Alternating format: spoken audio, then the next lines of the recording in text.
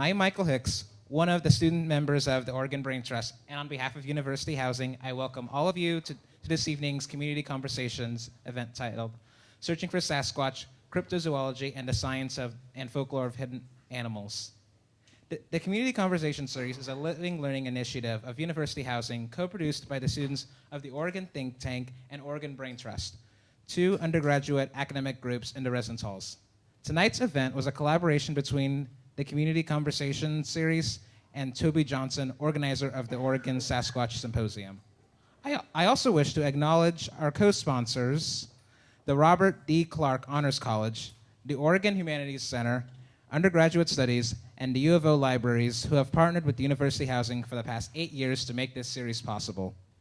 At this time, it is my honor to introduce our guest speaker of the evening. Thom Powell has joined us from Portland tonight to share his research and experiences. Thom is the author of The Locals, the contemporary investigation of the Bigfoot Sasquatch Phenomenon, published in 2003, and the forthcoming book, Shady Neighbors. I am also honored to invite Toby Johnson to share some of the information about the upcoming Oregon Sasquatch Symposium and some of the books that are available for purchase this evening. Please join me in welcoming Toby and Thom.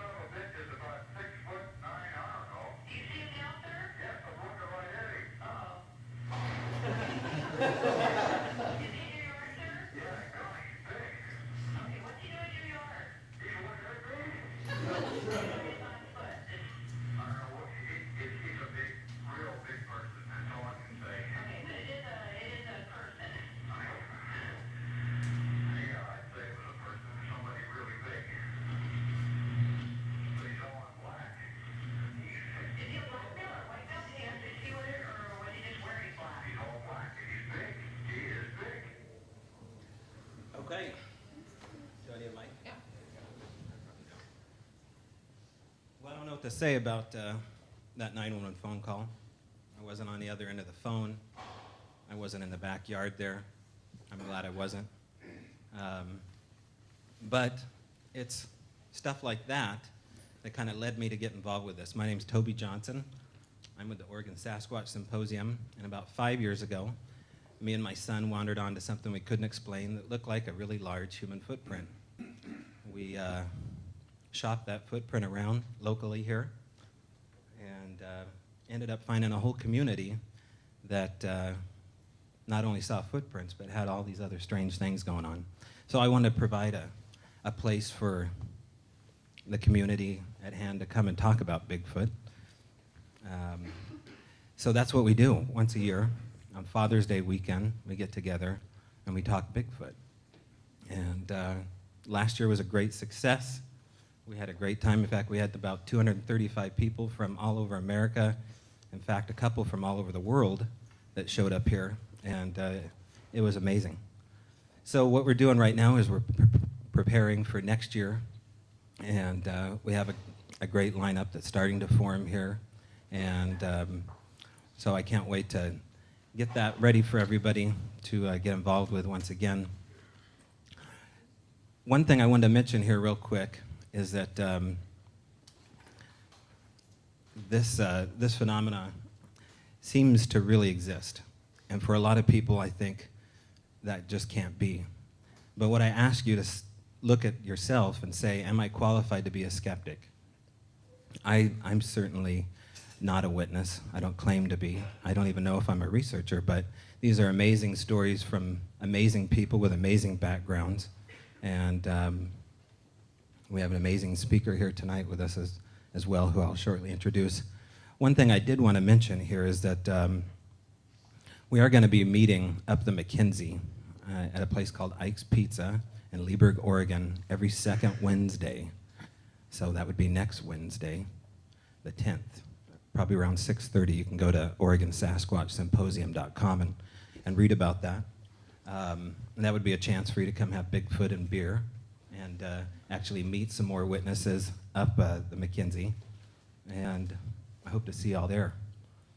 The last thing I wanted to mention here is that this is a call to anybody who has an experienced hunting background that wants to talk to me privately about something that happened to them out in the woods. I know there's already a couple just within the last hour that have that background.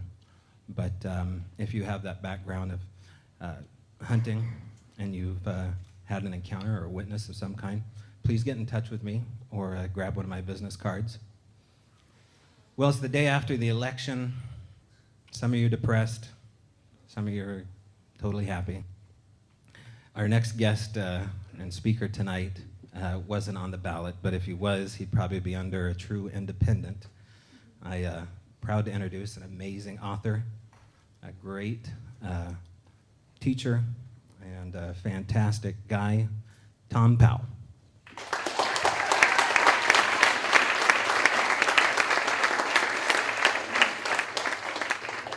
Thank you. All right. Maybe Kevin, I think I will try.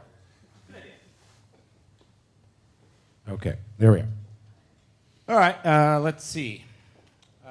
Got a PowerPoint presentation, and there's a lot to say here, so I'm just going to get started here and hold your questions for the end. The basic idea here is that this whole area of investigation lends itself really well to private individuals doing their own kind of quasi-science.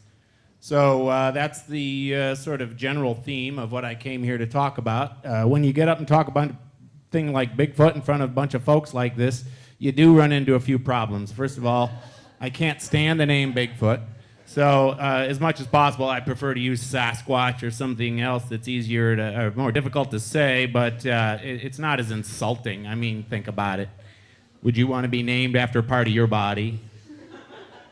If I was, I would be Big Head, and I don't know. So it's kind of degrading. I think it keeps a lot of people from taking the subject seriously. So that, I think, is one big problem with the name.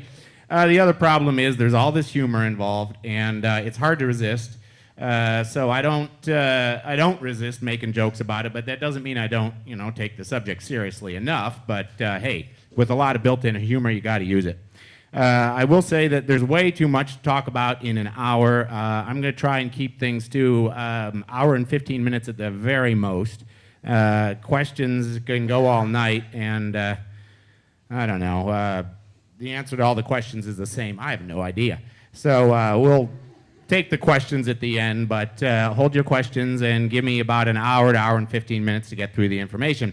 The background on any audience like this is really quite varied, maybe too varied. You got people who are just kind of like, tell me about the subject, I don't know anything, and then there's people in this room who probably should be up here talking instead of me. So that makes it kind of difficult, and the solution that I have is, first of all, I go really fast, and I try not to talk down to the audience. If anything, I might talk over their head. That is, I prefer to focus on what's new, what are we finding out there right now. So that's kind of going to be my emphasis in general. In a general way, too, my field experiences is the basis of my information, but only my experience isn't really going to be quite enough. So I also draw heavily from the experiences of other people, some of whom are in this room. So there are all these people out there pursuing this topic, and there's a great deal of information that's being accumulated. It does seem, too, that you get these interesting patterns, and so much of what I talk about is the patterns that we think we're seeing. And then, of course, we try to make some sort of unscientific conclusions, recognizing the fact that I really don't have any proof per se, but I'm not a scientist either, so too bad. I am a science teacher, and even though I don't have good evidence, I do get a lot of observations, and I guess much of what you end up with for making these patterns and conclusions in the Sasquatch biz is a bunch of observations. The biggest observation really comes in the form of sighting reports, and that's just somebody who takes some sort of official effort to send in or log whatever it is they experienced. So that's what the sighting reports are all about, and in general, in science, sighting reports are not any kind of scientific anything, but it is interesting that in the area of medicine, they don't call them sightings or sighting reports, but they call them case histories, and they do use that as a way to approach mysterious conditions and so forth. So they do try this kind of unscientific approach in certain scientific disciplines, but they have a slightly more elegant name, and that is case histories. But whatever it is, it's really weak evidence. But if you get a lot of weak evidence, sometimes you can get something that you can go by. I will say that Kevin Hatfield, who is where? Is Kevin around here? There he is. He's sort of our host here. And I appreciate Kevin having me down, and Toby, who you just met. And as Toby said, the reason that I guess I'm here is I did write this book once upon a time, 2003 it came out. And basically in this book, I said some things that were fairly radical at the time. One was that, well, first of all, I just put in a bunch of anecdotal data that had not been presented before. However good it was gathered from throughout the nation by way of a website or two. And then I also said that there is this thing going on called habituation, and that is these people who seem to have repeated experiences with these mysterious beings, creatures, animals, whatever you want to call them. And so the word habituation comes from Goodall and Fosse and these people who did stuff with gorillas and chimps, and the whole idea is getting them used to you and you getting used to them to where you have this sustained interaction, at least on some kind of on and off basis. I published one particular account of something that happened in a part of Oklahoma. You pronounce that name Honaby. And there is this family that lives there, the Humphreys, and they were basically claiming habituation, and they weren't too happy about it. It wasn't something they meant to have or encourage, but it sort of found them. And I did write about that, and I did also suggest that what I was finding through these kinds of reports is suggestions that there's a higher intelligence involved that may sort of defy the description of what you might call an animal. Well, I guess if you think of ourselves as animals too, then maybe you can still use the word animal as opposed to plant. Anyway, it does seem that what we're looking at is it begins to challenge what we think we know about the world. And of course, the other thing that Toby kindly mentioned is at least the locals wasn't painful to read, like so many of the books on the Sasquatch subject, where the people just ramble on and everything is sensational, or they try and be so scientific that it puts you to sleep. So I found a little bit of a balance there, but that doesn't necessarily validate the subject. The question still remains, is there anything to this or not? And I guess I'll do my best to give a few sort of basic thoughts. One is, of course, that this is the creature we're talking about, and this is from that famous film clip of about 60 seconds in duration taken by two cowboys in Northern California in 1967. And so what is this thing? Is it a person, or is it somebody in a costume? And in order to resolve that, there's a few things that people have tried to do, and one of these guys is this professor guy from Idaho named Jeff Meldrum, who's right there. And what he's showing is the profile of one of the guys who claims to be the guy in the suit. The problem is there's too many people who are claiming to have worn the suit. There's like at least three. Well, this guy right here in the middle is Bob Hieronymus. And he said, that was me, and I lived down the street from the cowboys who went to Northern California, and I wore the costume. Well, so what Meldrum did here is he put Hieronymus's profile up here, and then he fitted the size of the photograph that you just saw to Hieronymus, and what you see is that the shoulder isn't in the right place, the hand is too short, the arm is too short, the hand is too high, and the knees are too low. If you change the shape of the size of the creature so that the knee matches the knee, which you'd have to do if you're going to wear this costume, your knee can't be anywhere but where the bend in the suit's going to show. So if you put the knee of the guy next to the knee of the guy in the suit, then all of a sudden the guy's about a foot to a foot and a half too short. That is not Bob Hieronymus in that costume. Maybe Shaquille O'Neal, but Shaq wasn't born in 1967. You got some problems here, and that's basically what, you could talk about all night if you just were talking about, no, folks, Bigfoot really exists. What Meldrum thinks is that this creature, this Sasquatch, really resembles this skull that we have of Gigantopithecus, and he's saying that it's a pretty good match. So that's obviously not a human skull, and so what he's saying, it's some kind of apish creature. Well, if you take it back a whole bunch of years, you do find that historically there is a great deal of mention of these things in legend and myth. Even scripture, anything in the Bible referring to beasts, demons, devils, or things from the underworld seems to be sort of synonymous with what we would describe as the Sasquatch of today. In Greco-Roman mythology, there are also references to these kinds of creatures, and they also sort of fit the description of what we might see today as the Sasquatch phenomenon. And then the Native Americans, same thing. There's so many Native American references that I had to give it a separate slide. These are all different Native American terms for the same thing. There's some, question about whether squaw is actually referring to just a generic female Indian, but my thinking is that in many cases squaw is actually a derivation of that word that's easier to pronounce, and that would be Soniqua. Anyway, there are also a lot of place names around here and around the Mount Hood National Forest that seem to suggest that something's going on that has to do with some sort of devilish kind of beings. And all of this seems to roll up into one general thought, which is expressed by these two Russian researchers, Bayanov and Borstev, and they're saying, man, don't ignore these oral traditions. They're not scientific, but they're telling us a lot of stuff. And they also seem to be surprisingly consistent in and of themselves, and also with what we seem to be, experiencing today in the Sasquatch realm. So what the heck is this thing? Well, a lot of people say undiscovered ape. A lot of people say, no, it's too sophisticated, that maybe, cavemen aren't dead yet, or they're Neanderthals and various other pre-humans or human predecessors might still be walking around on the earth. Then, of course, some people say, no, it's way too sophisticated for that. It's something else. It's equal to us, or maybe in some ways more sophisticated than us. It just has a very misleading appearance, which we take for something primitive. So then it gets even weirder. I mean, there are people who go, no, it's ETs, and they kind of go, ooh, okay. Not sure I'm equipped to go there, but there are, you got to explore all the possibilities.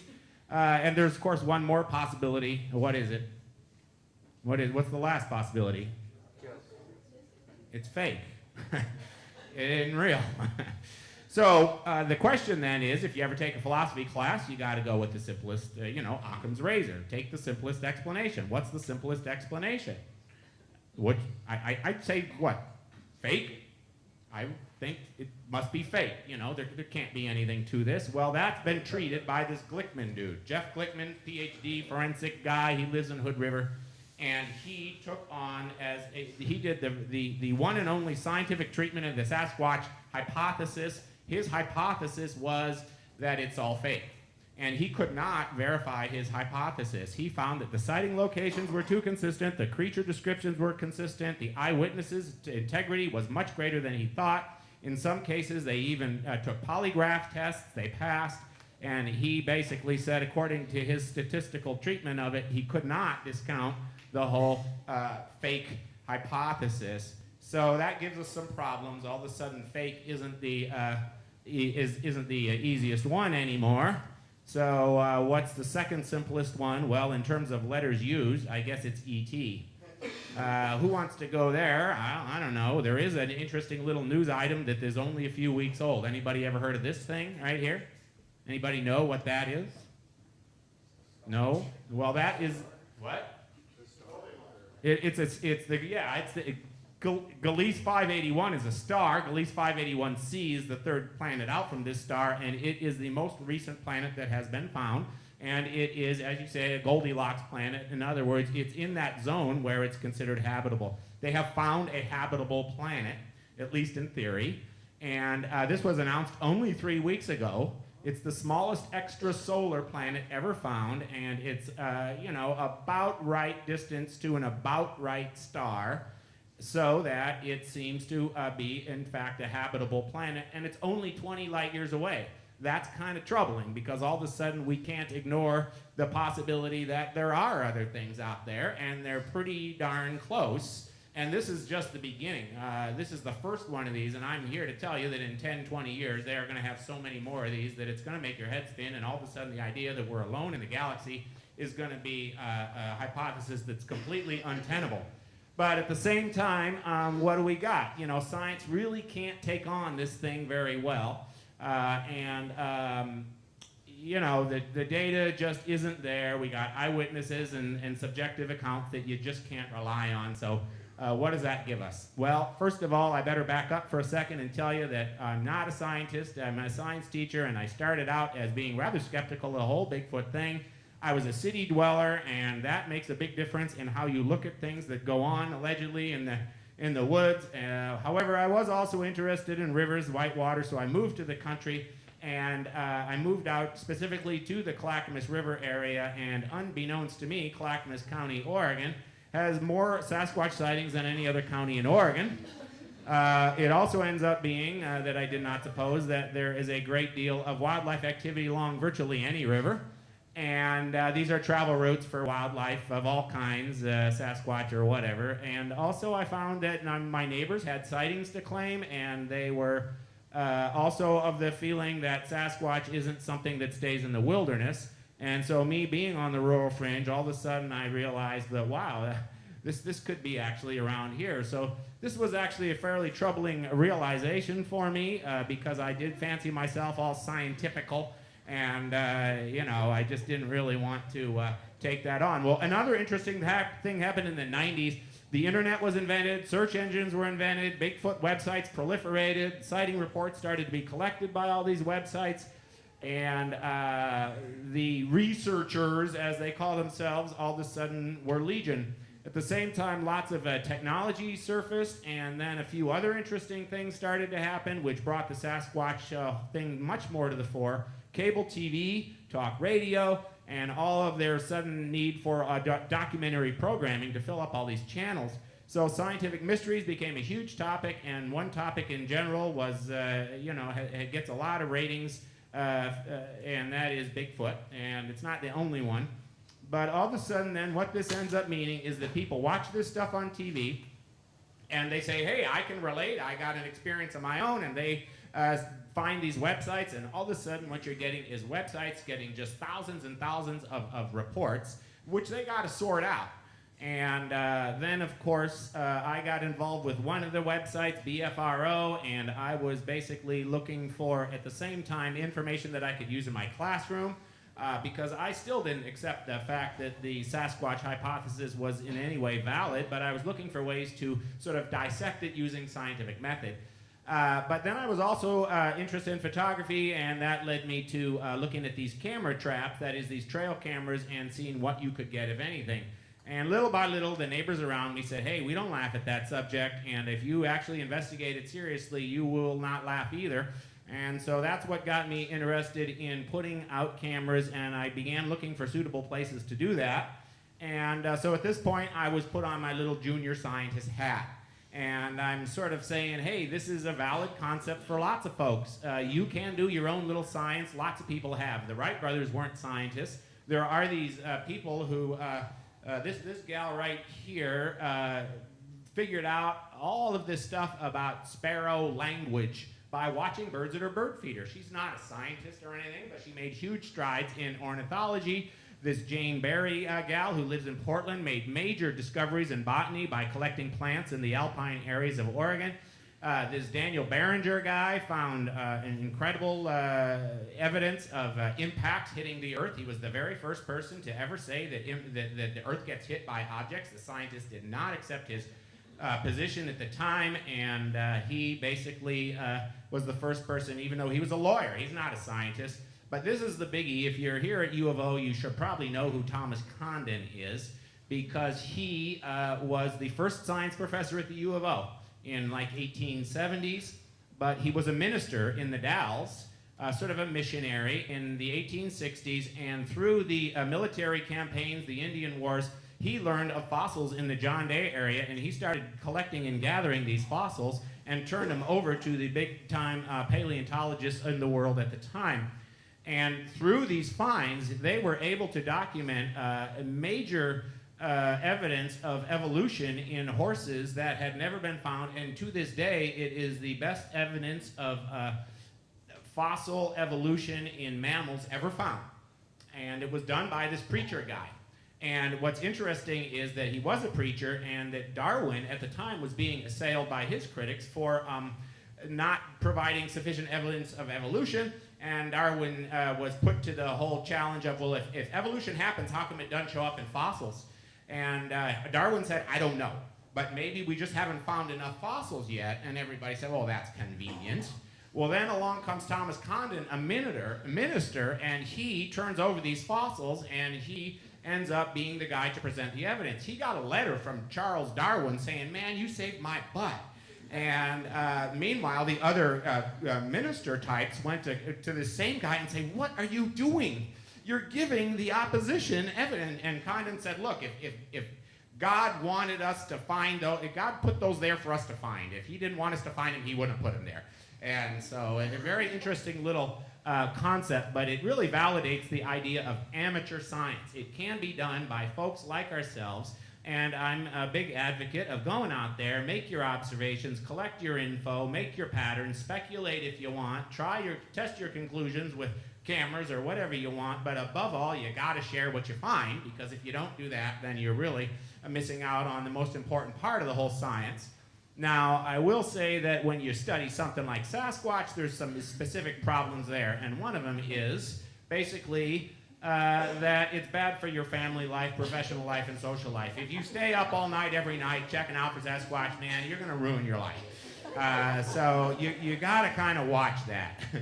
But I will say that it's also a problem because people don't take the Sasquatch idea seriously, and so you have to maintain a little bit of indifference yourself for healthy purposes. Don't be known or seen or called a Bigfoot believer. I can't stand that word because it makes it sound like a faith and various things. And it's like, I don't believe in Bigfoot, but I'm open to the possibility, and I'm certainly trying to collect evidence. But don't let yourself be branded as a believer. I do acknowledge the doubt. I don't try to convince other people, that is to, get out there and get everybody thinking that Bigfoot is real. I've stopped caring so darn much, and I don't let people say, oh, hi, Tom, you found Bigfoot yet? I mean, I hear that all the time, and all I can say is some little quip about, well, I don't look for Bigfoot. I let Bigfoot find me. And so, that's the joke, but the idea is that, look for the humor in the subject, don't be afraid to use it, laugh at it, laugh at yourself, and don't spend too much time on the computer because, boy, it just gets into quicksand real fast. Anyway, the other thing is put it aside from time to time. You gotta take a break from this stuff. It can take over your life if you're not careful.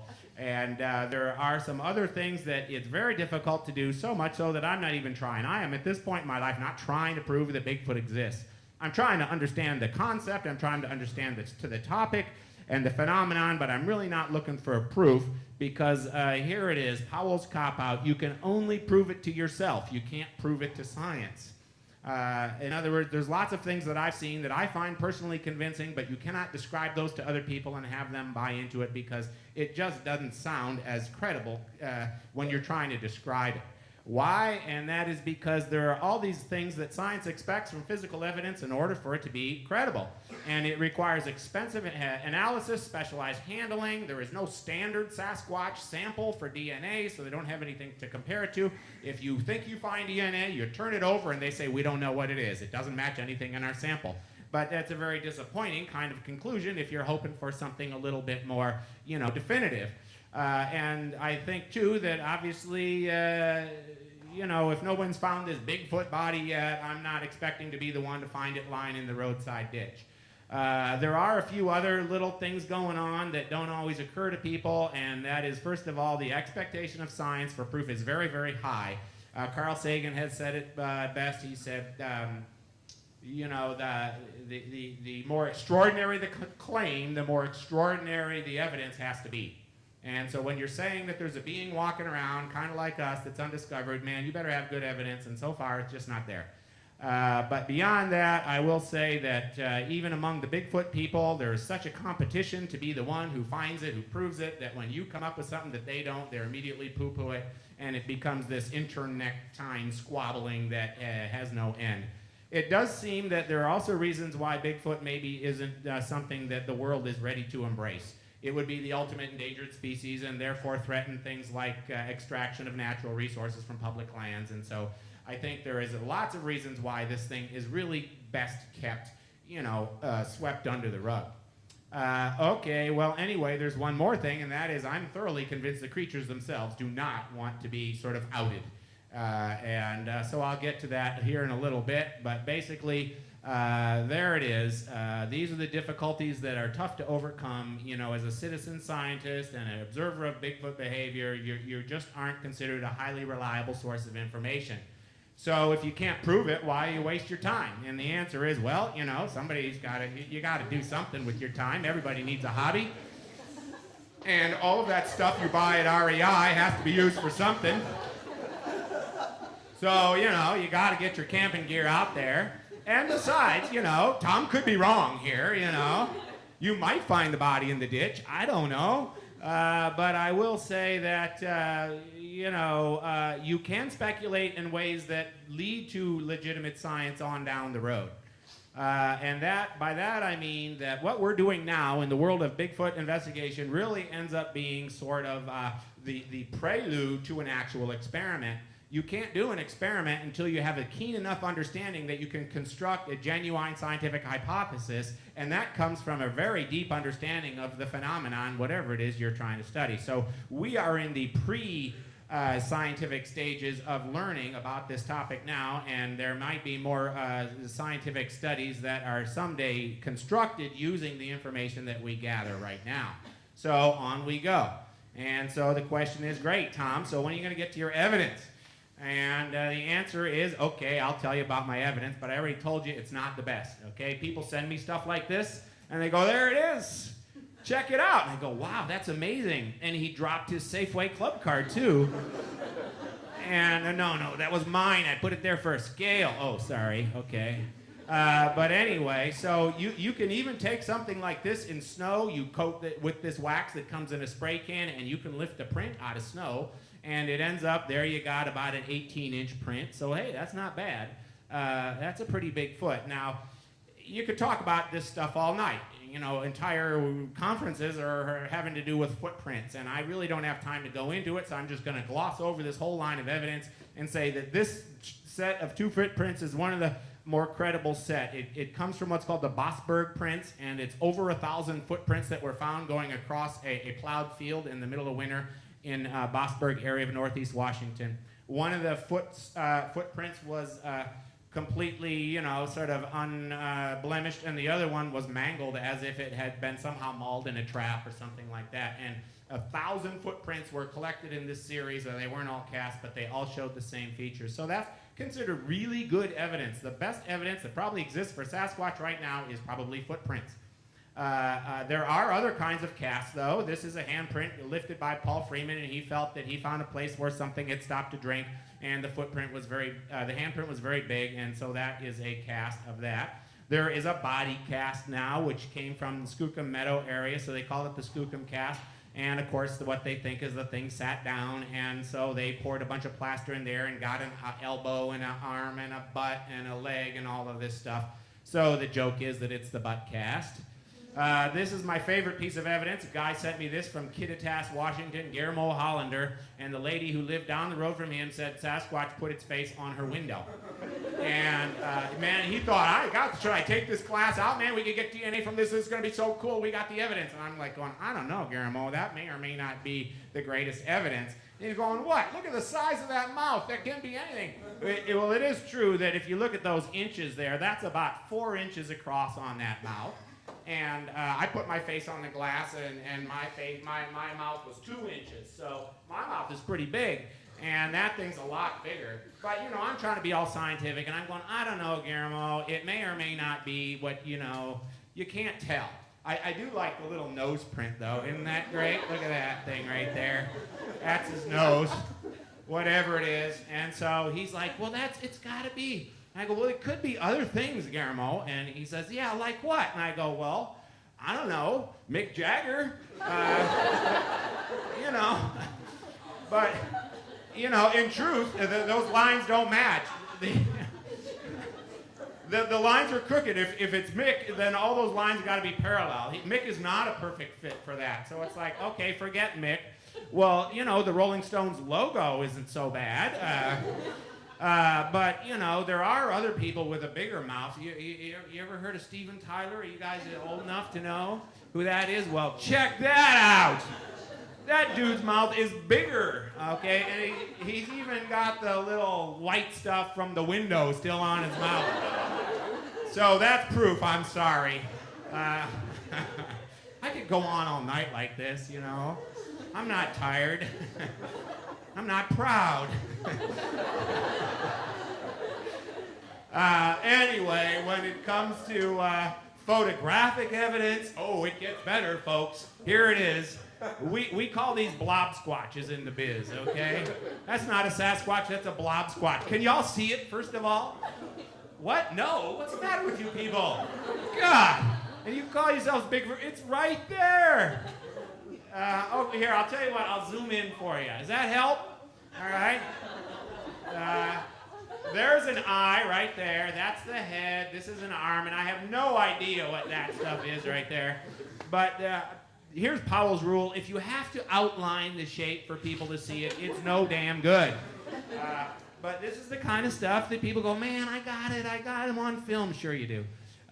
So anyway, I will say I tried real hard to get on board with this. I set cameras for 2 summers for the U.S. Forest Service, and they gave me a crew, and we put stuff around, and we were looking for anything we could find. This wasn't about Sasquatch. But we got bobcats, and we got bears, and we got different things. And let's see if my little thing is going to advance again. There we go.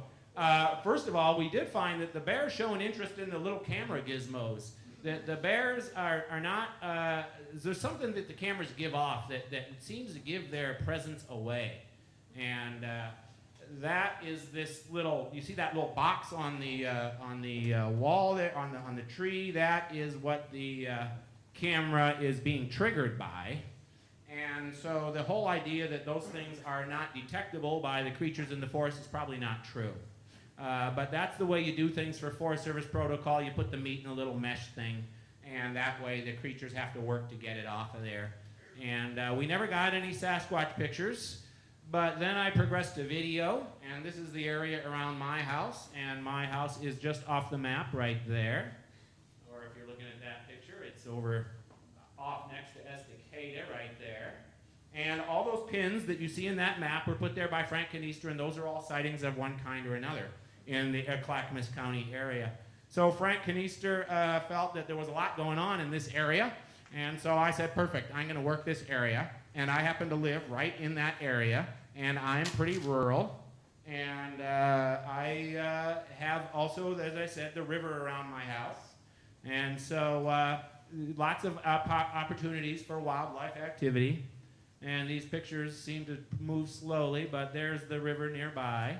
And so when we go upriver and do our little fishing, and my kid does his little science fair river temperature monitoring, and I put up cameras. And basically what I got after about 3 years of working the camera thing pretty heavy is that right there. Another blob squatch. And by comparison, that's me. So either the thing is a lot closer to the camera or it's a lot bigger. But I do understand one thing, and that is whatever that thing is, it's not going to get the deal done. So we started doing video near my house, and then we started getting a little bit of interesting stuff. We put a little shed up and filled it with electronics, and then we put cameras further out in the woods. And one of the cameras is right there underneath that tree. So it's pretty well concealed. That box underneath it is a battery. And we eventually got rid of the battery and just had wires buried in the ground. So we had video in the woods. And the best that we ever got was this right here, which ain't much. It's a moving blob squatch. But one night, on the date you see there on the timestamp, something moved across the field of view, and it does seem to be upright, and it is in an area where there's no public use. So, the incidental sort of elements of it seem pretty strong, but boy, that's not gonna rock the world right there. So try as you can, but here's what I think I know. Based on years of fooling with cameras, I think I understand that the creatures themselves are averse to the cameras. Pretty radical, but I'm pretty sure that there's something to that. I also think they understand what cameras are all about. It's not just that they make noises that they don't like, it's that they understand what we're trying to do. And they can disable the cameras, and I've seen plenty of indications of that over the years from other people more than from myself. From what I did personally, that is. Other kinds of evidence, it starts to get flakier from here. There's a gal in Michigan named Lisa Scheel, and she believes that if you put little sticks and twigs out, you get little answers back. Go ahead and laugh. God, you people, you're so skeptical. I agree. It's worthless as scientific evidence. But, I will say at the same time, there is something to this, because after reading her book, I said, all right, I'm going to try this. It does, however, have value only if you're working in an area where people are not generally going. That is a woods you know really, really well, and for the most part, people otherwise are not using. And I'm fortunate enough to be in an area like that, so I can put these things around. I can try little games with the sticks and twigs. And first I just started looking, and sure enough, as I looked around, I did find that there are some very subtle and very interesting things going on. As I'm walking along, I'd find some little stick that's bent in some sort of improbable position, and then I would put a little stick next to it, and I would make a little configuration of my own, and then I would move on, and then I would come back and do my best to remember the situation and then see what happens next time I came. And then in other places, I found that then there were these sticks that were broken in funny ways that were too high to reach and didn't seem to be weather related. This one right here is bent down, and that just appeared one day in the middle of summer when there wasn't any storminess or anything like that. I found places like this that I couldn't explain, but I guess it's possible someone leaned those sticks there. There are the diehard Sasquatch people who go, oh, that's a teepee structure, and it's like, well, I don't understand what shelter that's going to provide. But it does seem like some kind of marker. All right, so I find these things, and then I found this one area where there was like 50 things going on. It's like, oh my God, it's Blair Witch time. And so I said, all right, let's work this area. And so what I would do is I would put little sticks of my own. I made this little pattern. I perched the sticks, and I would try to always do the same pattern so I could remember what was mine and what wasn't. And little by little, I started paying attention. I started noticing much more. And darn if these things don't get moved. Darn if our little answers come back. Just last week, I found this one on my property, not too terribly far from the house. And this is a sort of crescent-shaped vine maple branch.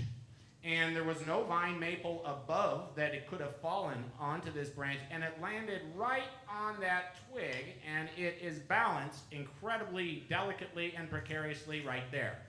And as soon as I touched it, it fell off. I picked it up and sort of took a picture of the way it balanced on my finger. And all I can say is that thing wasn't there 3 days ago, and then the next time I walked by it was, and it was rather delicately placed, and that was one of the best ones I've ever found, and that was just last week. So, I don't know, maybe Mr. Squatch wants to get in the talk here. But okay, what's going on with this? I would say this Lisa Scheel gal is, in some form, correct. Something is definitely using this woods at night, and it's a very sentient being. That is, it's very attuned to subtleties. It seems very intelligent and aware of the comings and goings of folks like myself. It's very stealthy and cagey. And you can prove it to yourself, but I am not probably proving anything to anybody in this room by showing you that stuff. But that's kind of what I end up with time and time again. I'm impressed with the things I find, but I also know that it's just not going to rock the world. And I keep coming back to that again and again, and it seems like maybe that's kind of the agenda that's going on here, which leads us to this whole idea of habituation, and that is people who say, hey, I got these things coming around on some kind of regular basis. And so why aren't they afraid of people? Well, I guess it's something to do with the individual involved. But the view is that you can have sustained interactions, and I did write about this first of all in this place in Oklahoma, and then through the BFRO I found another situation up in Washington where Alan and April Hoyt outside of Centralia, Washington, same thing. They're going, oh yeah, we see 3 different generations of them. We call them Grandpa, Dad, and Little One, and we see them all the time, and they were very used to this, and I was fascinated by this. There is also one in Tennessee that a lot of people dispute, but this is another one of these well-known habituation sites.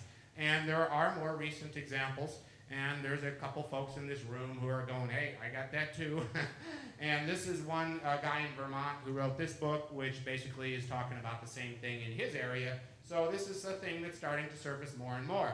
And a gal in Northern California basically has the same thing going on in her area, and she's saying several things. She's saying the number of the Sasquatches varies due to things having to do with weather, but over a 6-year period, they never left. They are not migratory. They hang around for extended periods of time. But at the same time, they did push on about the 7th year, and that was due to what she politely calls environmental changes. That is, people were stalking her property, and this was directly related to her sharing her accounts on the internet. And she said after these people started skulking about, trying to, see what was going on and figured out where she was, the things cleared out. And so she's saying that they are sufficiently attuned that if intruders invade the site, they're just they'll clear out. Then she said they also, in her experience of 6 or 7 years of observing, say they travel together they avoid traveling en masse. That is, they say stay dispersed. They use different travel routes. They travel singly or in small groups, and they stagger their arrival times and, are just kind of spread out. So the people in this room who sort of are looking at this in their own immediate areas, this is what a gal in Northern California is sharing with us. As far as communication, this is where things get really strange. Can we communicate with them and vice versa? And this is what we're trying to do now. This is the big new direction, and it is fascinating. First of all, some background. There is communication and there's language, and they're not necessarily the same thing. Language is communication, but there's a whole lot of other ways. All creatures communicate. So do they communicate? Well, who doesn't? Everybody. The question is there language? And of course, the thing that you want to get, if you want to get technical, is that you have phonemes, which are spoken sounds, and graphemes, which are written sounds. And so if you have a phoneme-grapheme relationship, then you've got written language. And so there's your question. And according to this gal in Northern California, she says, yeah, they got their little symbols, and these are them. This is her foot, and she's going around and taking pictures of these weird little scratchings in the ground, which she says basically allude to some form of written communication. Now, once again, she can prove it to herself, but I don't think there's anybody in this room who'll go, okay, that seals it. I mean, come on, that ain't much. But there it is, and she's going, hey, it's the real deal in her experience. So I just thought, okay, I'll stick these things in there. But when it comes to language, several important things have happened lately. The one person who was saying, oh yeah, they got language was this gal in Tennessee, but she didn't have anything to substantiate her claims. And there are other people, for instance, I'm aware of this one camp counselor in Skamania County at a Girl Scout camp who said, I was lying in my cabin and I was hearing them chattering outside, and one of them lifted up the lid on the trash can right outside the wall where I was sleeping on the other side of the wall. I heard the noise, I woke up, and I'm lying there, and I listened to him rustling through the can, and I'm hearing him chatter to the other one in the woods. Basically, he's giving what sounded like a report of what was in the trash can. And so, this kind of stuff does surface, but then there is this Al Berry, Ron Moorhead tape, which Toby's got over there. And this is really something, and these noises that were recorded by these guys, Al Berry and Ron Moore, have been analyzed by this linguist guy for Navy intelligence, and Scott Nelson is his name, and this is what he comes up with.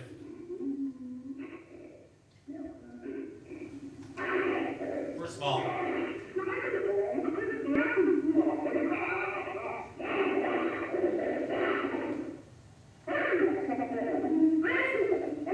Now this next part, he says his words.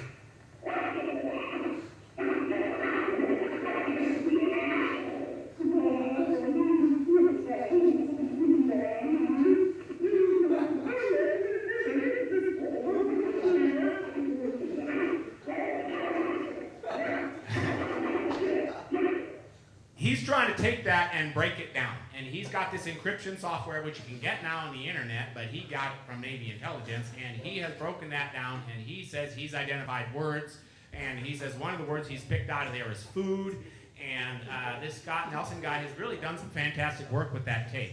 That's just a fraction of what's on those tapes. It really is something, and Scott Nelson says that is beyond human range of speech. So Scott Nelson says that's the real deal. He knows a lot more than I do, but that's, I think, something interesting to watch in the future. So basically what it all says is I think there's pretty good indications, at least, that, yeah, there's language with these bad boys. And the work that Scott Nelson has done on this Moorhead Berry tape is really very thorough, and he has the credentials to, speak authoritatively on this. There are other ear witnesses, but I also understand that this does not constitute proof, but it is a pattern. Now it gets really strange, and so bear with me if you doubt some of this, but these are other forms of communication that could exist. And the one interesting one that I get from people a lot is that they imitate other creatures. And it's like, oh, shut up. I mean, all right, so now every coyote call isn't a coyote, it's a person, it's a Sasquatch. And what Alan and April said, well, we heard them, they would use our names. They understood our names. They would say mom, and I would hear mom being called as if it was my kids, but it was coming from the woods. In other words, she felt that the creatures learned from their kids what their names were, and the creatures would use them. And it goes on from there. But so then the question is, well, then how do you know whether any sound is real? And the answer is, well, technically you don't. If you see the thing making the noise, then you know what made the noise. But if you don't see it, you can't be sure. And I do know that around my house, there are sometimes some rather odd-sounding calls that, sound a little bit like the coyotes, but aren't perfect matches. And it just kind of goes on from there. There's even a guy in Northern California who says, I heard this gunfire coming from up this ravine, and there wasn't supposed to be anybody up there. And so I was going up there to scold these guys about shooting where they weren't supposed to be. And he climbed up this ravine, and here he saw this Sasquatch slamming his hands together so hard that it was making these noises like gunfire. So, all I can tell you is what people hand on to me by way of their own little anecdotal reports. They are unverifiable, and so it goes. Tree knocking is one that most of the Sasquatch folks are always out there trying. There are other kinds of things that do represent maybe potentially communication. There are, say, people say, boy, I've smelled the weirdest smell. I'm just walking, and all of a sudden I smell this funny smell, and it's not always a horrible smell either. In some cases they say it's a very pleasant, fragrant smell, but it just comes on in such a way that they say I can step into the smell, I can step out of the smell, I can step back into it. I mean, it's very definitely there and not there, but they're at a loss to explain how it is being created. And then, of course, there's lots of people who've had this feeling of being watched, or these prickly feelings of I got to get the heck out of there. And some of these people are fairly credible. A Forest Service biologist I worked with on the camera project told me that she was investigating an area for wildlife surveys, and she just got chased out of that area by this horrible feeling of dread that she just didn't belong in there. And she saw the crows all gathering about, and she felt that it was right over there, and as she advanced in that direction, she said, I really got to the point where I couldn't take another step in that direction, even though I tried. And she just had to back out of there. She was literally in tears with feelings of dread and anxiety, and so when she finally left, it bothered her so much she went back 2 days later, and there was nothing at all unusual about the situation in the exact same place. So she was at a loss to explain it, but she was kind enough to share it with me and say, well, this is what I get, what do you think it is? And I said, well, I don't really know, but I do know that lots of other people who think the Sasquatch thing is for real report the same thing. And she goes, well, that helps at least me appreciate at least knowing, because up to that point she had no idea what it was. But this is one thing that you do run into a lot. And then the other one, which is even creepier, is this ultra low frequency vibration that is called infrasound. Well, then there comes ventriloquism, and this gets really weird. Rick Snyder is this guy who told me, hey, well, that they can, communicate with you telepathically. And I said, no, Rick, I did not know that. And he said, well, they can, and they wake me up and they say, come out and bring some food, because I have this way, I put out food for them, and they wake me up at night and say, come out, we're hungry. And so I said, okay, Rick, thanks very much. And in my heart, I knew that I knew Alan and April. And Alan and April, I was fairly convinced, had the whole habituation thing going on, so I was going to ask Alan and April, which are the Hoyts. And so I said, Alan, April, this guy says that there's this communication going on. Well, if anything's going on, you guys would know, because you've got the habituation thing. I've had it for years. What do you say? And they said, oh, yeah. And I said, excuse me, well, what do you mean? Oh, yeah. And they go, yeah, we get that. I said, what do you mean you get that? They go, well, we have had communications. I said, like what? And April said, well, I was out the other day. I was taking a walk. My kid was in this trouble for this fight he got into, and somebody was pressing charges, and I was all full of anxiety and thinking about the lawyer costs and everything, and I'm out there having this cigarette. Well, we had cameras all over their property at this point, and so she's walking around thinking about it, and then all of a sudden she hears this voice, and it says, quit trying to trick us. And she looked around, and there wasn't anybody around, and then it said, and don't smoke those cigarettes. They're bad for you. And so I said, well, what do you think that is? And I kind of knew, because at this point we were already getting frustrated with our camera thing, and I was kind of suspecting that the Sasquatch beings were on to us. And she said, I think they're saying that they don't like the cameras. And I'm going, oh, I knew you were going to say that. And I said, why? I've been coming here for 2 years. Why did not you tell me this before? And she said, well, we didn't want you to think we were crazy. And so it's like, okay, you're not crazy. Now, is there anything else that goes on like this? And they go, well, yeah, Nina, our daughter, gets it all the time. They wake her up and they say, come out and play. And so it's like, whoa. So I will say that you do get this. So my question to April is, well, but wait a minute. So you're trying to tell me they're speaking to you in English? And she said, well, that's the only language I speak. And so, okay, how do that go? I don't know. But, I will say that there are probably other people in this room who are going, I can relate to that. But we're not going to ask anybody to stand up. Anyway, infrasound is another one that seems to be this ground wave vibration. And infra means super low, as in infrared, which is the opposite of ultra. And then, of course, sound, like light, you can have these different frequencies. So super low vibrating, super low frequency sounds. And they are known to create nausea, and they are used by the military, and they are experimented with for military purposes, and they're also used for submarine communication, but I can't tell you more because it's top secret. But I will say that people do have these feelings of getting in some way zapped when they're out there. They're lying in their tent, and all of a sudden they feel this weird tingliness, and like something's out there, and I don't know what it is, but it's sizing me up, and I don't like the feeling at all. You get this sudden coldness. It feels, they say, like being microwaved. I don't know how anybody knows what it feels like to be microwaved. Doesn't sound pleasant, but that's what they're saying. And they say you can feel it in the ground, and you can also sort of step in and out of it. And then the other thing I've heard from several people is, next thing I know, these helicopters show up. And that's got to creep you out. But what they're thinking is that, there are military awarenesses of this, and then therefore it's being investigated when it's detected. The obvious question is, how the heck can a living thing do that? Where does it get the energy to do that?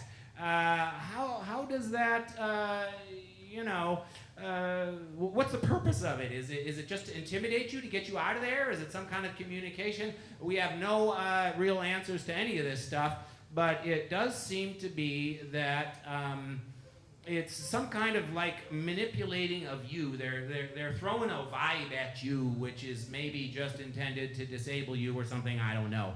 it really doesn't matter to me, but the question I think it brings up is this whole idea of field theory. And that is it possible for your mind to do things that go outside your body? And more they're saying, heck yeah, it is. There's a lot of work that's being done on this. And these are other examples of this sort of fields, that our minds really do create fields. And so it's not out of the question. Even bees, we do not know how bees communicate to this point. You can take a queen bee, put it in a box in the center of the hive so that there's no sight, smell, or sound that is able to be detected from that bee. But as long as that queen bee is in the hive works normally. Remove the queen bee and the hive turns to instant chaos. But even though the queen bee can't be heard, smelt, or felt by the other bees, she somehow is directing that hive in a way that we do not understand. So the idea of field theory is being investigated a great deal these days, and there's one well-known author named Rupert Sheldrake who talks about this a lot. If you're interested, I would recommend his work. So as far as intelligence and so forth, all of a sudden, if this kind of stuff is going on, if there's anything to any of this stuff, then all of a sudden you see where we're going. The intelligence that's implied by all this is considerable. So how do we gather intelligence on this intelligence? I don't know. Do they have unique mental and physical capabilities? Probably. They certainly have strength, speed, and acute senses. They seem to have some ability to cloak their awareness or to just basically muddle your perceptions to where they can be near you and you are not always aware of it. And it does seem that there is this alternate means of communication that exists. Based on all of this, I would say that it seems that adult creatures, at least, do have sensory capabilities that we absolutely do not. And therefore, to regard these things as any kind of primitive is just a big mistake. Let me give you an example. I'll tell you one and only one story, and that is, it started with some interaction I had with some Indians, and they were telling me what they think that the creatures eat. And they said, we don't think they like apples, but they like apple pie. They don't like a raw chicken, but they'll like a baked chicken with a little bit of paprika. In other words, they eat what you eat. And so I said, okay, thank you very much. If that's what you think, I'll take it. And so then my buddy Kirk and I decided that we were going to try this out. So we took a apple pie. I baked 2 apple pies, one for the family and one for Sasquatch. Can't forget the family here. And we took one pie up to the woods. Now, before I explain too much, I got to tell you that I live in this area where there's all this Christmas tree farming going on. And if you don't tend your Christmas trees and they get too big, this is what happens. You get this really dense forest. And it's really, really super thick in there. And it looks kind of ominous by day, but man, when it is dark, you wouldn't walk in there to save your life. It is really spooky in there because it is absolutely dark.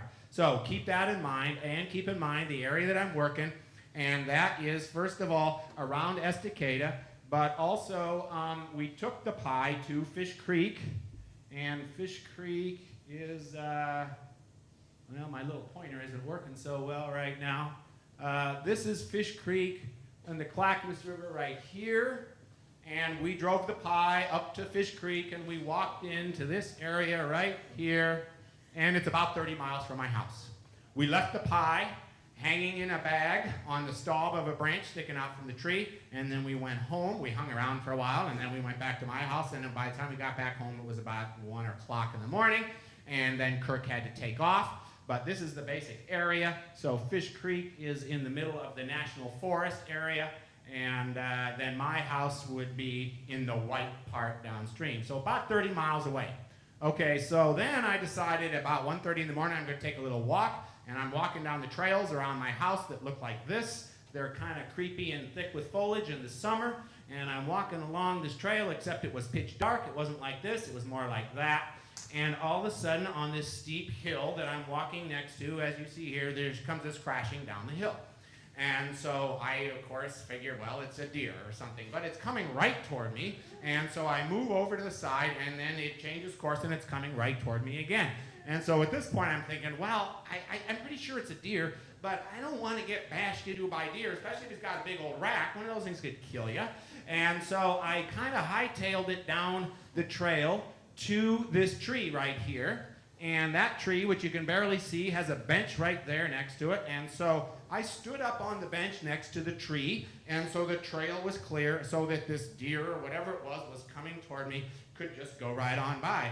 It was pitch black, I couldn't see, and the thing came walking right up the trail. I could hear it go crash, crash, crash, and that was the first point at which it sounded like, that doesn't sound like a deer. It's not the clippity-clop, it's crash, crash, crash, and then it stopped right there.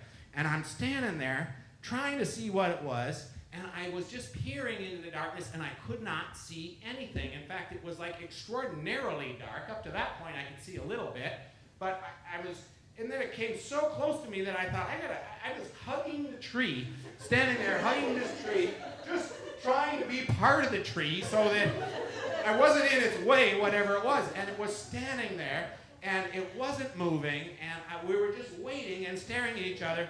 And I didn't have a flashlight, and I got to see what this is. And so I thought, well, I don't have any source of illumination. Wait a minute, I got the light on my watch.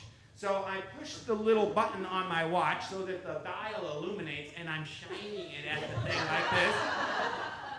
And at that moment, something touches the back of my ear. And I was like, ah! And I wheel around, and I'm still pointing my watch like this, like I'm Captain Kirk pointing my phaser at somebody. And at that point, I felt a combination of terror and stupidity. That what am I doing here? I jumped off that bench and I ran for the house as fast as I could in the pitch black. But I mean, that was it. I wanted out of there. And so when I got to the house, let's see here, we got, when I finally got to the house, I sat down on this chair and I started undoing my boots, and from the tree farm across there, here's the chair I'm sitting in, those trees right there, comes this cackling noise. And it's just like, ah, ah, and it just kept going for 5 minutes. And I turned on and looked on the outside of the house, and the bedroom light was on in my bedroom, and so obviously my wife had woken up. And so I went into the bedroom and I said, why do you have the light on? And she said, what is that noise? And I said, I don't know, but we both lived here for 15 years now. Would you agree that that is not a coyote? Because my wife is a skeptic, and every time I hear she says, oh, it's nothing.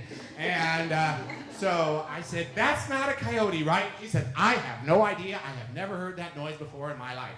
And I said, okay, well, thank you very much. And all I can say is, to this day, I'm still a little bit mystified by what all went on, but it does seem that I was being played with by something, and they won.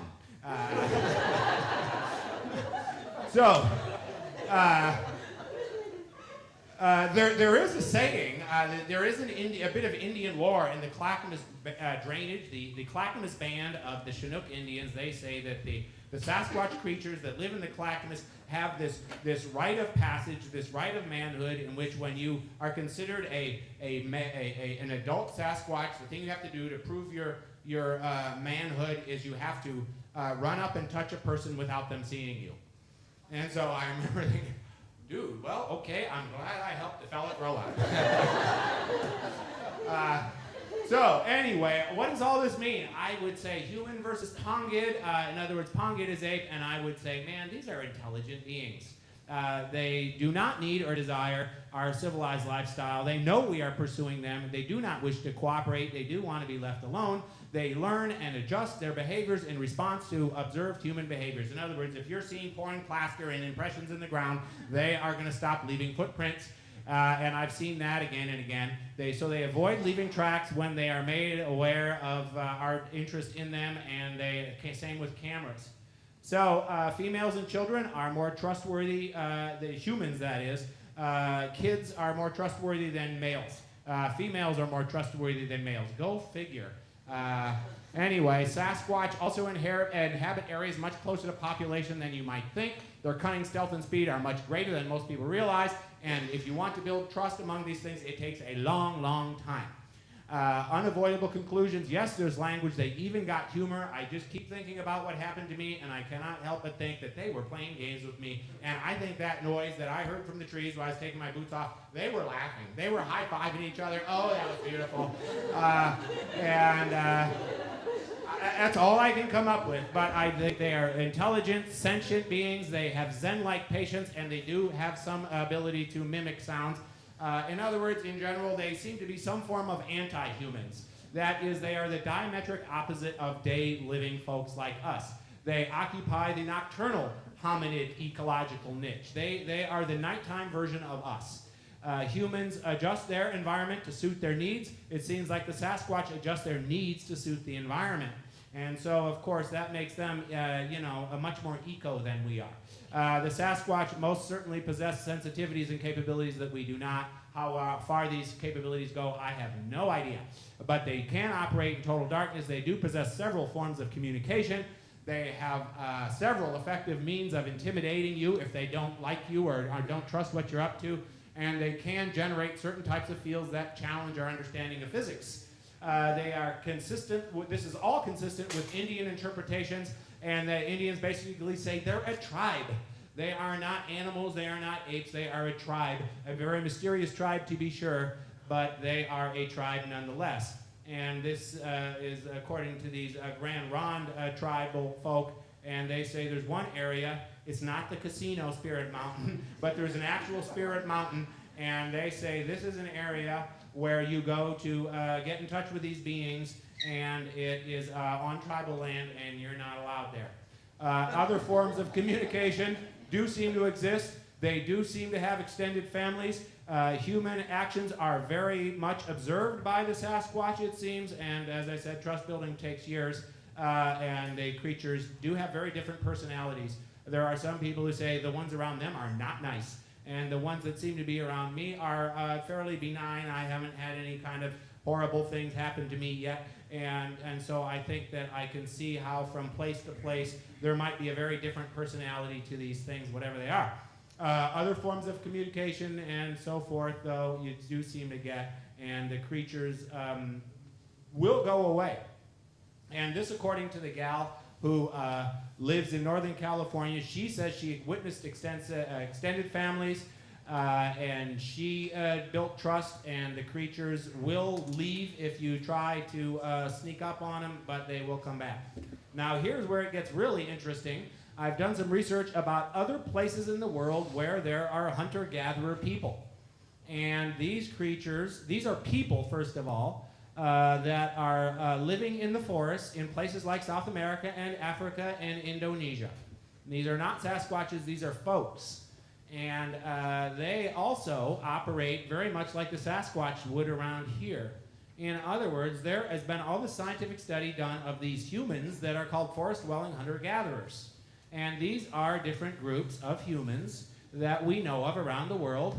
In the Congo, there is the Mbengele and the Mbuti and the Efe, and these researchers have studied these people. And then there's the Hasda, the Pena, the Mbogu, the Khoisan, and these are all places where there are bands of people that live in complete isolation from civilization as we know it. And the ethnologists who study these things have different names for them.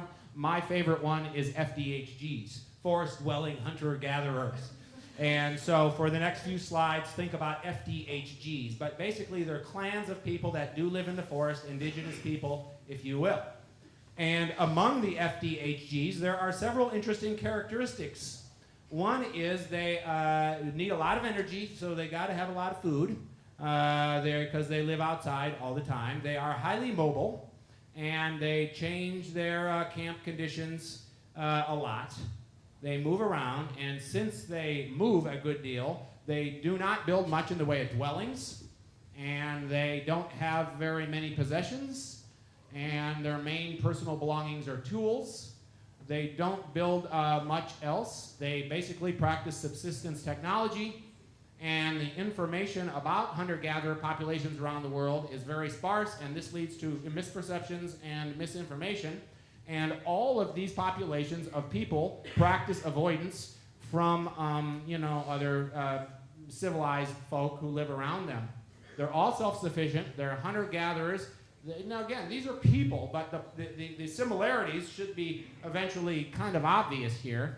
All hunter-gatherers practice an egalitarian way of life. In other words, everybody's equal. The populations guard against outsiders by disguising their speech and mimicking animal sounds. Where have I heard this before? And this is basically their form of in-group communication. And animal sounds are often used also during hunting. Forest dweller, hunter-gatherer populations are systemic, coordinated, and opportunistic in their food gathering, and these are the kinds of things they would eat, according to the researchers who have studied them, and they even do disgusting things like spreading animal feces on themselves, which makes them smell really bad but covers up their smells. They're mostly organized into what are called bands, but some of them are organized into what they call chieftains, especially the Northwest Coast tribes that lived around here. The Kwakiutls, the Haidas, and the Chinooks, they were basically, they had a chief. But most other hunter-gatherer populations around the world today maintain a more egalitarian existence, and they're very mobile, and they see their mobility as essential to survival. They don't have a lot of possessions, and so on and so forth. And the information of high value, they don't share with outsiders. Sound familiar? The point here is that these are things that seem to tell us what we think the Sasquatch might be like. In other words, these are indications maybe of the Sasquatch. This is our only view of what could be a Sasquatch lifestyle, based on other human populations around the world who live similarly. And there you go. They do this sharing. They share food, but they don't share their tools. And they depend on, seasons and nature to high degrees. So here's an interesting one. They've all experienced mistreatment and exploitation by outsiders. They are generally considered as wild animals by people who live around them. And gee, doesn't that sound familiar? Studies indicate that most of these people are, they avoid interactions with outsiders. So you can suppose that the Sasquatch people would be of the same sort, and they're very alert and perceptive, and most contact between humans of our type, the civilized humans, and the hunter-gatherers, deception. There's a great deal of deception going on. So, once again, the pattern becomes clear.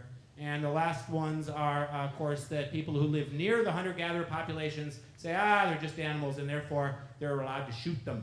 And, of course, we see this a lot with the Sasquatch thing, too. So, basically, what does all this say? Sasquatch equals a Native American indigenous population. We got hunter-gatherer populations that still live in North America. And my hunch is that they are very much human, and this is basically what the Indians have always said. So if the Sasquatch exists, and if they're as intelligent and all that, then you really cannot study them, because it is impossible to do scientific study of an unwilling subject that is also intelligent enough to avoid you. So how the heck are you going to study these things? And the answer is you cannot use science. Science, as we know it, breaks down. What you're really doing is intelligence gathering. You're doing intel. And that is basically what we end up with. Those of us who are studying Sasquatch are basically spies.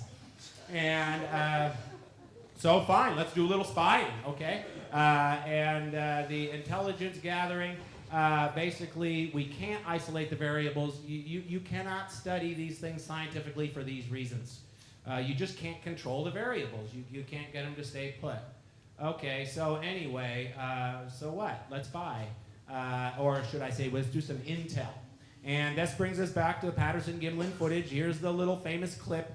And then here is some work that's been done by M.K. Davis. The first kind of intel is how big is this thing? What's it like? And so what they did is that's Jim Hukin, the guy in the t-shirt. He's 6'2", and by superimposing the Patterson-Gimlin footage over Jim Hukin, you get a sense that the creature is slightly larger than Jim Hukin, maybe 6'7", 6'9", maybe as big as 7 feet. So there is a nice piece of work done by this astronomer guy named M.K. Davis, who lives in Missouri. And here is a slightly better version then, and this is same thing, and it's been stabilized. When the guys took this thing, they were understandably nervous and so on, and so they he did some stabilizing with it, and here, well, let's go back here a minute. Sorry about that. This is the stabilized image, and boy, this really gives you something to look at. And what M.K. Davis has done, he's increased the contrast so that it looks darker than it probably is, but he's seen several interesting things.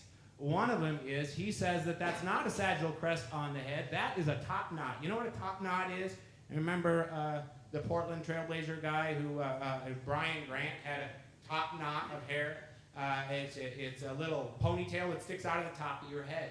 He says that's a ponytail sticking out of the top of that thing's head. He also says that's a ponytail on the back of the head.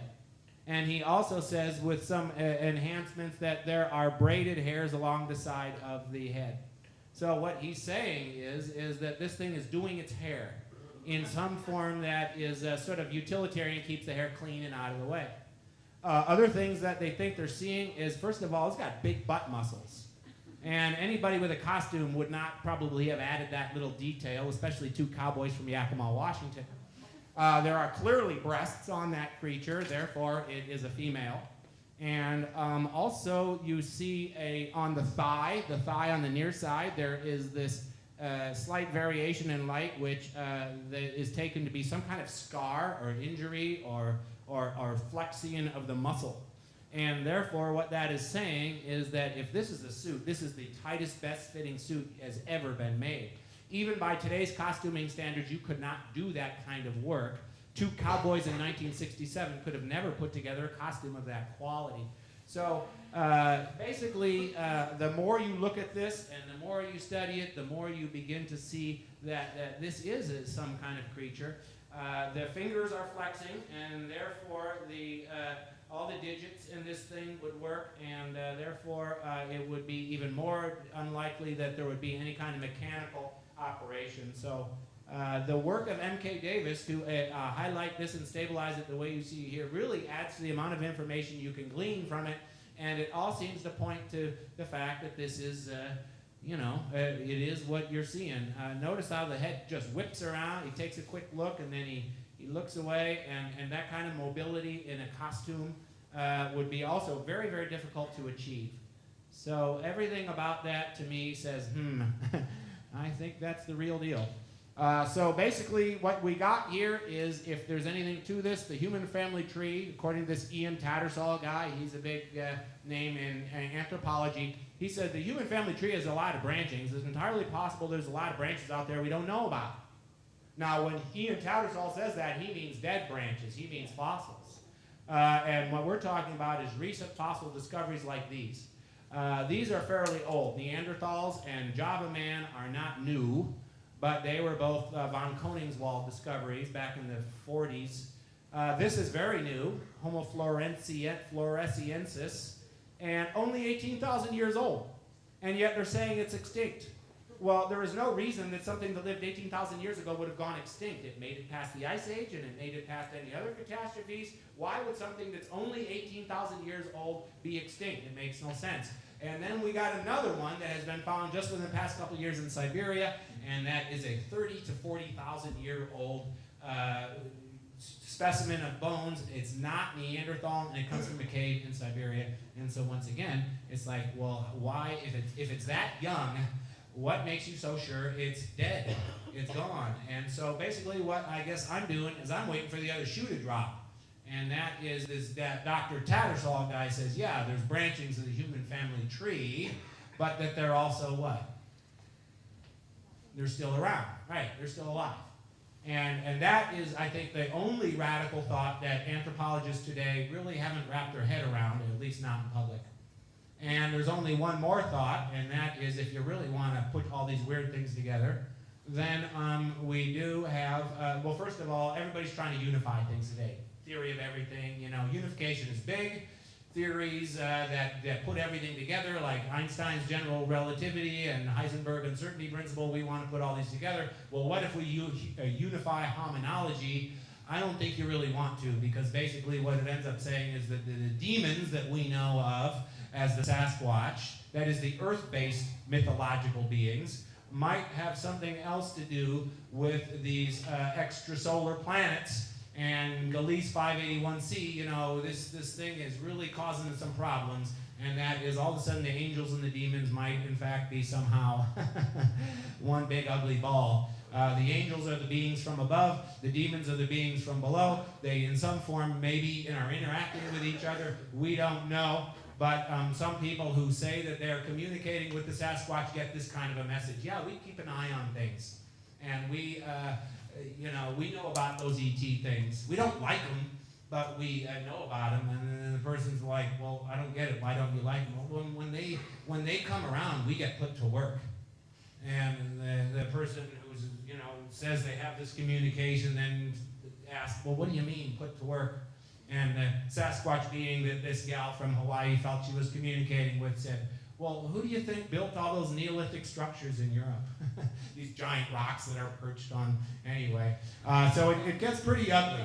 But it does seem to suggest that the whole idea of mythology and the mythological explanations that have been around for years and that Zbaynov and Borstov have advocated, they might actually be onto something there. And all of a sudden, mythology might be more of an answer than we ever thought. And of course, the other answer is the Indians. They are basically saying the Sasquatch want to be left alone, whatever they are. They're powerful beings. Do not mess with them. You are in, if you do study them, at the same time, they're also studying you. They do know where you live. So if you do decide to mess with them, you better treat them like the IRS. Get on their good side and stay there. They live here. And they are basically, the locals. So there you go. That is pretty much all I got to say, folks. So I appreciate your patience, and that is the end.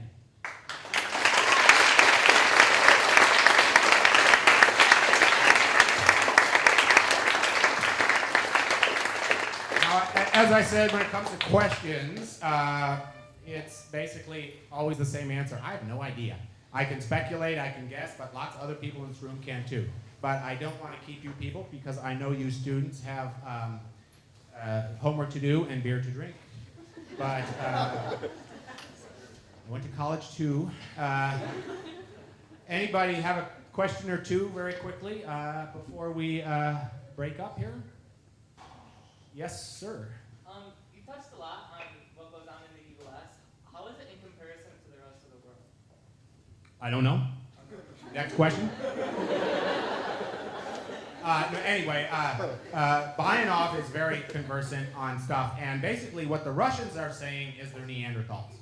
The Russians got them in the Caucasus Mountains, and they're studying them and have for years, and they're basically saying Neanderthals ain't gone yet. That's the Russian take on it. It does seem that in different parts of the world, the creatures manifest themselves slightly differently. It seems like some of them are more sophisticated than others. And the ones that they seem to be bumping into in the Caucasus Mountains in eastern Russia along the Iranian border, they see as very primitive. But the ones that are around here seem far more sophisticated than what they're describing in Russia. And then when it comes to Indonesia and other places, there's guys who are working on that now. And they're out there trying to, buddy up to things just the way we're doing here.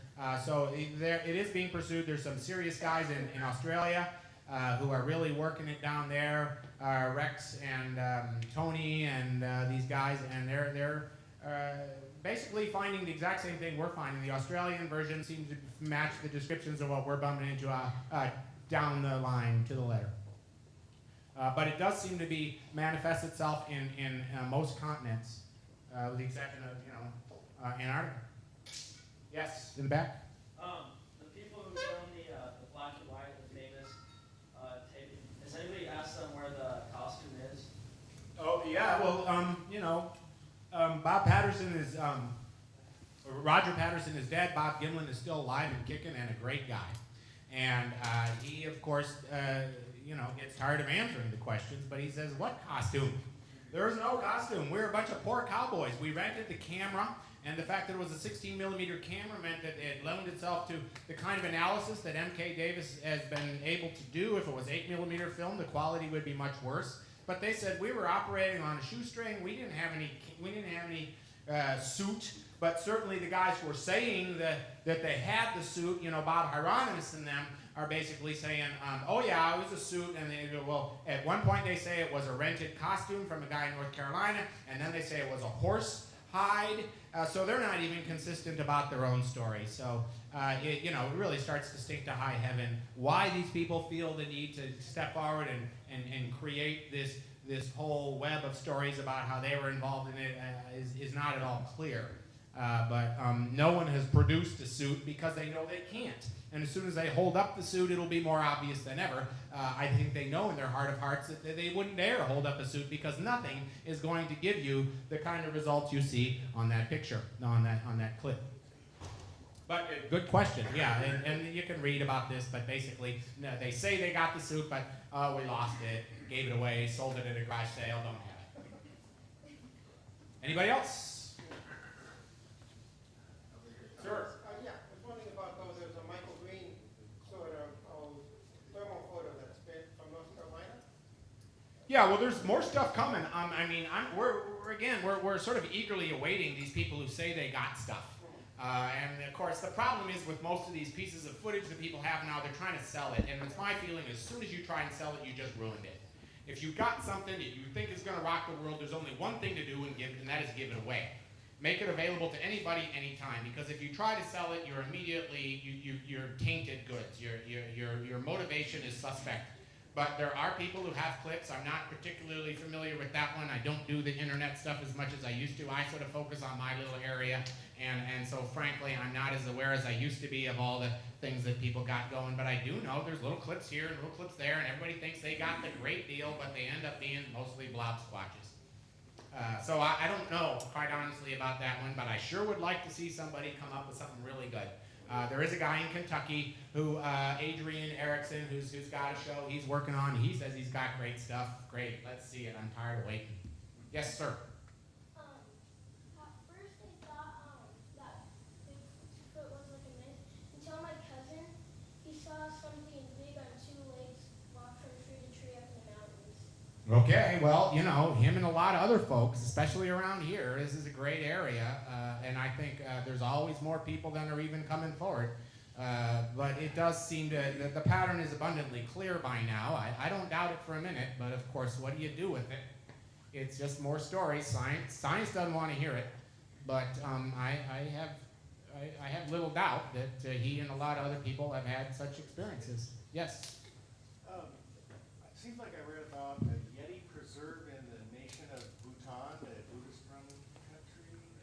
Are you familiar with that? And any other legal protections for a creature that is certain? Well, it has to be proven before you can protect it, really. Now, there is a law in Skamania County that you can't shoot Sasquatches, and that's mainly a public nuisance kind of law. In other words, they don't want people running around in the woods with guns shooting at things that are walking on two legs. There are people who say, I'm going to make a Yeti costume for Halloween. I said, you might not want to do that. That's about the best way I know of to get shot. Because there are lots of people in this world. I know a few of them who are out there actively trying to shoot one between the eyes. And I don't try to change their mind because I know I can't. And they got delusions of grandeur when they shoot this thing and they're going to roll it out and they're going to be great and now they're going to move out of the little bungalow that they're living in now. But, it's like, okay, good luck. I believe that the beings are sentient enough around here that you're not going to get the drop on them. And if you did shoot one, you better have more bullets because you're in serious trouble. You're good luck dragging that thing out of the woods without getting your own limbs pulled out. Personally, I'm not too worried about someone shooting a Sasquatch. There's been people who have been trying to do that. Jack Sullivan worked that angle for years. He got nowhere. There's other guys out there doing it, and frankly, I've given up trying to talk them out of it because I don't believe they're going to succeed, and they're going to, basically wear themselves out first. Okay, well, thanks again for coming, and I could talk about this stuff all night, but let's go home.